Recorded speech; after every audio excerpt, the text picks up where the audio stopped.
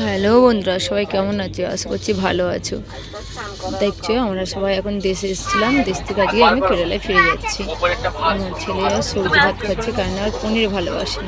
আর আমার মেয়ে, ওর তো বলার কথা নয়, ও চিকেন ভালোবাসে বরাবর, সেই জন্য ও চিকেন খাচ্ছে। চিকেন আর ভাত, ডাল আর একটা মটরের সবজি দিয়েছিল, তো খেতে খুবই ভালো লাগছিলো। তারপরে মনে হয়েছে একটু মেহেন্দি করবে, সেই জন্য হাতে মেহেন্দি করার চেষ্টা করলাম মাত্র, কারণ আমি ভালো মেহেন্দি করতে পারি না। কারণ যা কেমন লাগে তোমরা একটু কমেন্টে জানাবে। আর আমাদের আগের চ্যানেলটা তানিশ ব্লগ ছিল, সেইটা এখন চেঞ্জ হয়ে এসটি ব্লগ হয়েছে। তোমরা প্লিজ আমাদের নতুন চ্যানেলটাকে সাবস্ক্রাইব, লাইক আর কমেন্ট করে জানাবে।